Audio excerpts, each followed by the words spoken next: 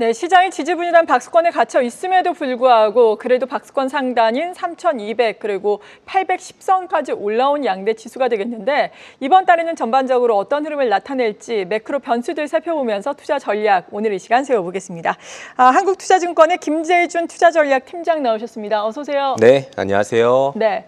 고용지표가 일단 발표가 되고 이것이 과연 금리 인하를 촉구를 하는 긍정적인 시그널일까, 경기 둔화를 보여주는 부정적인 시그널일까, 여기에 대해서 의견은 약간 좀 분분한 상황이잖아요. 어떻게 평가를 하면서 지켜봐야 될까요? 네, 일단 시장에서는 고용지표가 굉장히 좀 충격적이었다라고 해석을 했던 것 같아요.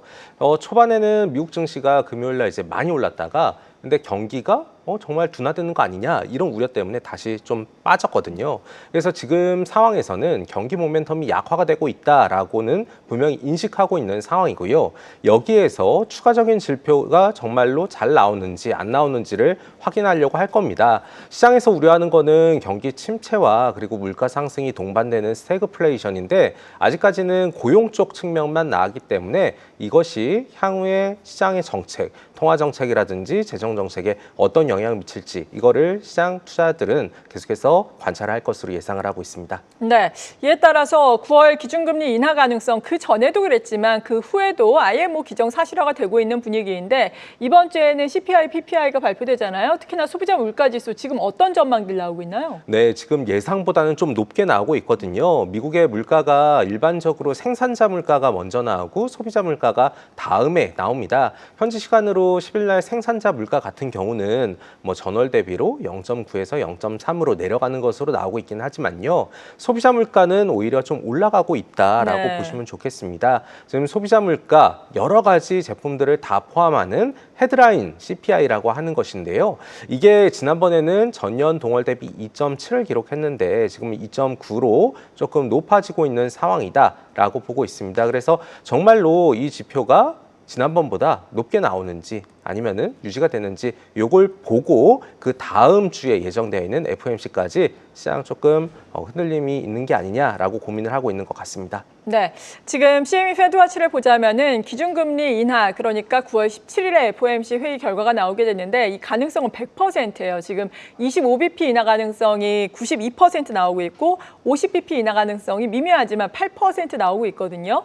9월이라든지 앞으로 이번 회의의 방향성은 어떻게 보십니까? 네, 일단 금리가 내려갈 것이라는 전망 자체가 우세합니다. 네. 저희도 그렇게 생각을 하고 있고요. 그리고 파월 의장이 얘기했었던 게 지난 8월 잭슨홀에서 금리를 인하할 수 있다, 정책 변경을 할 수 있다라고 시사했는데 시장은 원래대로라면 한 연내 2회 정도를 생각을 했습니다. 그러니까 9월에 한 번, 12월에 한 번 정도를 보는데 고용이 생각보다 너무 안 좋았죠. 8월 고용이 2.2만 명에 그치다 보니까 지금 금리는 인하하는 건 맞는데 25bp가 아니라 50bp까지 간다. 한 번에 50bp 내려서 4%까지 간다라고 지금 시장은 프라이싱을 하고 있는 것 같습니다. 그래서 17일 날 예정되어 있는 FOMC 금리를 내리는 건 맞는데 얼마만큼 내릴 것인지, 베이비 컷인지, 비 컷인지 이게 지금 큰 화두가 되고 있습니다. 네. 그리고 다른 투자의 관점에서 보자면은 요즘에 금 가격이 사상 최고치를 계속해서 경신하고 있잖아요. 사실 올 초만 하더라도 금 가격 많이 올라서 이 정도에서 접근 가능할까 이렇게 부담 가지시는 분들이 많으셨을 텐데 그 이후에도 지금 사상 최고치를 경신하고 있어요. 지금도 금에 투자해도 되겠습니까? 저는 지금도 충분히 가능하다라고 생각을 하고 있습니다. 이게 금 가격이 온스당 3,600달러를 넘어갔거든요. 그러니까 갑자기 오른 것인데 이거 너무 비싸다라고 생각을 하실 수가 있습니다. 물론 단기적으로 보면은 그럴 가능성이 높죠. 근데 지금 시장의 상황 자체가 안전자산인 금에 대한 수요를 굉장히 늘려가는 그런 환경입니다. 당장 오늘만 하더라도 프랑스에서는 재정 건전성과 관련해서 총리에 대한 신임 투표가 진행이 되고요. 그리고 옆 나라 일본에서는 지금 총리가 바뀌었습니다. 지금 정치 불확실성이 커지고 있는 상황이고 유럽에서 계속해서 전쟁이 터지고 있고 미국의 경기 둔화 이슈 이런 것들이 다 엮이게 된다면 금 가격은 추가적인 상승이 가능하다라고 보고 있고요. 그리고 중장기적으로 봤을 때 금은 사실 정말로 많이 올랐어요. 이게 1971년도 닉슨 쇼크라고 해가지고 이제 금을 달러로 안 바꿔주는 게 있었는데 당시에 온스당 35달러였습니다. 100배가 된 거거든요. 그러네요. 네, 딱 100배가 됐는데 여기에서 추가적으로 계속해서 갈 수 있다. 왜냐하면 달러 공급은 또 그만큼 늘어나고 그거에 비례해서 금은 한정돼 있다 보니까 그래서 금 가격에 대해서는 추가적인 상승 가능성을 좀 염두에 두시면 좋을 것 같습니다. 네, 금 가격과 같이 가는 게 은이잖아요. 사실 올해 들어서의 상승률을 보자면 은이 약간 더 높더라고요. 은도 괜찮겠습니까? 근데 은 같은 예. 경우에는 같이 가더라도 은은 산업용 금속의 목적이 조금 더 큽니다. 네. 근데 향후에 경기가 둔화되는 이슈가 있고 또 그 은 같은 경우에는 친환경 제품에 많이 들어가기 때문에 지금 트럼프 행정화에서 이 신재생, 친환경 모멘텀이 약화되는 걸 감안하게 되면 금 쪽이 조금 더 안전하지 않겠나라는 말씀을 드리겠습니다. 네, 금을 안정적으로 지금도 투자 가능하다, 우상향 기조가 유지될 것이다라고 언급을 해주셨습니다. 그리고 개인 투자자 입장에서 대내적으로 관심이 많은 것은 대주주 양도세 기준과 관련된 이야기일 겁니다. 지금 구유철 부총리 대주주 양도세 기준을 이달 내에 결정하겠다 이렇게 이야기를 하고 있는데 기존에 50억 원이 유지된다면 혹은 뭐 강화가 된다면 각각 어떤 시나리오를 예상하고 계시나요? 네, 일단 50억과 10억 두 가지로 나누게 된다면 네. 50억으로 결정이 되면 기존 구조에서 바뀌는 게 없기 때문에 현재 한국 시장은 그냥 대내외 펀더멘털에 따라서 움직이게 될 겁니다. 그렇게 본다면 3,200에서 등락을 반복하면서 개별 재료가 있는 업종은 상승하고 모멘텀이 빠지는 것들은 약한 그런 흐름이 연장이 될 것이고요. 하지만 이 10억으로 낮춰지게 된다면 시장에서는 굉장히 수급 불확실성이 커질 것입니다. 우리가 항상 겪어왔었는데 연말이 되게 되면 대주주 기준과 관련해서 대형주가 아닌 중소형주의 이 매도 압력이 커지거든요. 그래서 이게 분명히 불확실한 요인이 될 수 있다라고 보고 있고 또 올해는 예년과 다릅니다. 올해 그러니까 지금 경제부총리가 빠른 시일 내로 발표를 하겠다 네. 얘기를 했는데 정말로 중요합니다. 왜냐하면 10월은 우리가 추석 연휴가 길어요. 그렇죠. 거의 2주 가까이 쉬기 때문에 이걸 지나게 되면 10월 중반이 되고 10월 중반 11월이 되게 되면 이 시장에서 수급 변동성이 굉장히 커질 겁니다. 그리고 이 지분을 정리하기 위한 기간이 짧기 때문에 매도 압력이 강해질 수도 있습니다. 그래서 어찌됐든 50억으로 유지되는 게 좋을 것이고 그렇게 되길 바란다라는 말씀 드리겠습니다. 네, 그리고 3차 상법 개정안도 9월 정기국회에서 논의될 예정인데 이것과 관련해서 오늘 증권주가 좀 움직이고 있는 것인지 증권이라든지 지주사 그동안 약간 쉬어왔었는데 다시금 지켜봐도 되겠습니까? 네, 지금 한국 시장에서 특별한 모멘텀이 좀 많이 소진이 되어 있습니다. 그렇죠, 예. 그래서 기대해 볼 수 있는 거는 우리가 상법 개정을 통해서 지주나 금융사에 대한 관심 필요하다 이렇게 보고 있는데 아직까지 유효합니다. 이번에 3차 상법 개정안은 가장 핵심이 되는 부분이 자사주의 의무 소각이에요. 그래서 이 의무 소각을 하되 사는 즉시 할 것이냐 아니면 사고 나서 1년 내에 할 것인가 이것도 있지만 시장이 더 크게 기대하는 거는 기존에 갖고 있던 자사주의 소각입니다. 그래서 기존 자사주를 이 법안이 공포된 다음에 6개월 내로 정리를 할지 아니면 최대 5년까지 여유를 둘지 여기에 대해서 관심을 두고 있는데요. 근데 어찌됐든 기존에 보유하고 있던 자사주가 해외처럼 소각되는 방향으로 가게 된다면 이것은 분명히 EPS를 높여주는 모멘텀이 되기 때문에 지주사에 대해서는 투자 가능하다. 그리고 그 모멘텀이 9월 정기국회와 맞물려서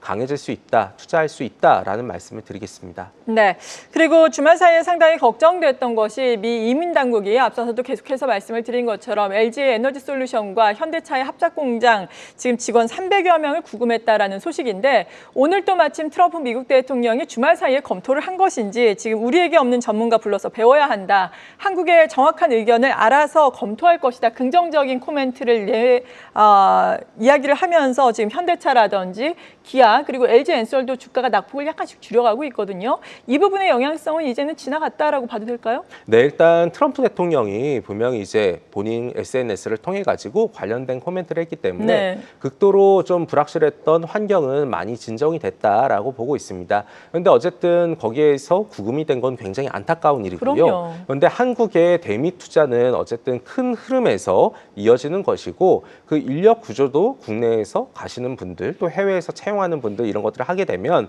기존의 투자 계획이 철회되거나 바뀌진 않을 겁니다. 그렇게 되면 해당 종목에 대해서도 이 모멘텀은 불확실성만 사라진다면 다시 정상화될 수 있다. 라고 말씀을 드리겠습니다. 네. 그런데 사실 정상화라는 게 특히나 완성차 업체들은 많이 못 갔잖아요. 뭐 LG 엔솔도 좀 저점을 탈피하려다가 다시 조정을 받았고 어느 정도 수준을 염두를 해 두시는 건지 궁금한데 어떻습니까? 네, 일단 뭐 2차 전지와 친환경 전기차 이런 것들은 사실 좀 환경이 어려워요. 왜냐하면 기존에는 보조금을 바탕으로 해서 성장을 해왔고 여기에서 계속해서 캐파를 확장하는 국면이었는데 트럼프 행정부는 그런 것들을 다 되돌려놨습니다. 그래서 구조적 성장 가능성에 대해서는 분명히 기대감이 약해진 게 맞다라고 보고 있고요.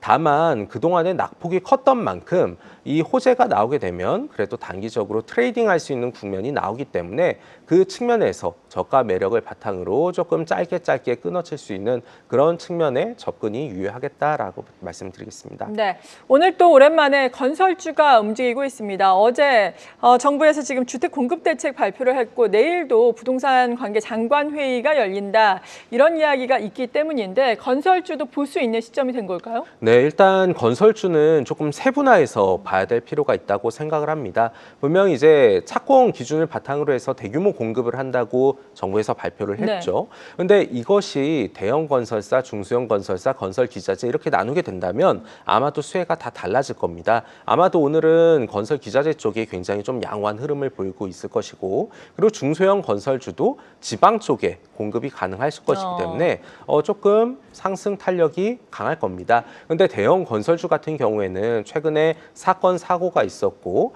공급을 빠르게 늘리기 어려운 환경에 다 직면해 있기 때문에 이들까지 수혜가 연결이 된다라고 보기에는 조금 조심스럽게 볼 필요가 있겠습니다. 그래서 건설주 전반이 다 좋다라기보다는 정말로 그 공급 대책을 바탕으로 해서 수혜를 받을 수 있는 업종 위주로 보는 게 좋겠다. 근데 그 관점에서는 건설 기자재가 좀 낫지 않겠나라는 말씀 드리겠습니다. 뭐 예를 들어서 시멘트 업체들도 장 초반에 급등을 하더라고요. 하지만 좀 음봉이 나오면서 상승 여력을 좀 내줬던데 시멘트 업체들 같은 경우에도 긍정적으로 볼 수 있는 건가요? 일단 시멘트 업체도 긍정적인 이슈가 있을 수 있는데요. 근데 어쨌든 수도권이나 이런 쪽에 대규모 공급이 진행이 되고 그게 현실화되어야지 같이 따라갈 겁니다. 근데 아직까지는 건설업이 조금 위축되어 있는 단계가 맞기 때문에 이 부분에 대해서는 좀 중립적인 관점이 필요하겠다라고 생각을 합니다. 네. 그리고 전반적으로 9월에 대한 투자 전략은 어떻게 가져가는 게 좋다라고 생각하고 계세요? 네, 9월은 매크로 불확실성이 굉장히 커진 달입니다. 왜냐하면 9월 FMC도 있고요.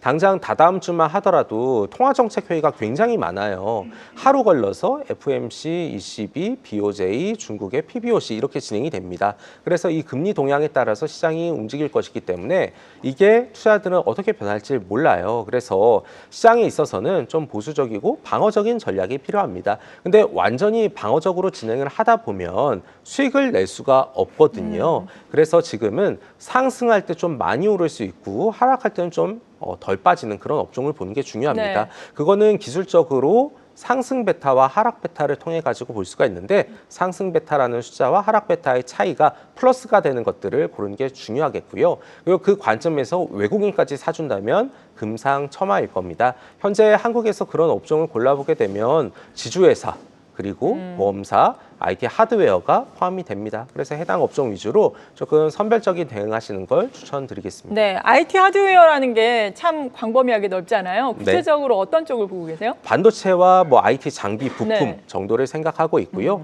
IT 안에서 뭐 2차 전지, 가전 뭐 이런 것들은 좀 빠져 있다.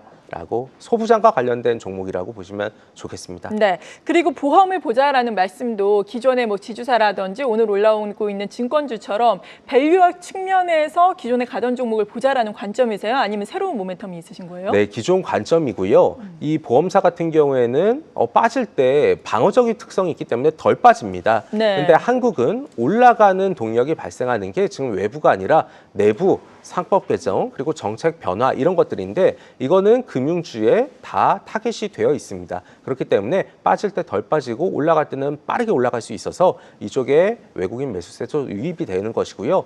베타가 커져서 시장보다 나은 수익률을 확보할 수 있다라고 보고 있습니다. 네, 마지막으로 지금 갑자기 보니까 파마 리서치라든지 클래시스 같은 피부 미용이라든지 의료기기와 관련된 종목들이 조정받다가 오늘 마침 한 5% 올라가고 있거든요. 이들 종목들도 조정을 충분히 받은 걸까요? 일단 화장품 같은 경우에는 뭐 여러 가지 제품들이 있고 유행에 이제 민감하게 작용을 합니다. 파마 리서치 같은 경우에는 최근에 뭐 경쟁 업체 이슈 뭐 이런 것들도 있었을 것이에요. 근데 어쨌든 수요 자체가 높기 때문에 조정을 받았을 때 저가 매수 전략 필요하다 말씀드리겠습니다. 네, 시장 큰 그림을 그려보면서 세부적인 업종별 도움 말씀도 추가적으로 들어봤습니다. 한국투자증권의 김대준 투자전략팀장이었습니다. 고맙습니다. 고맙습니다.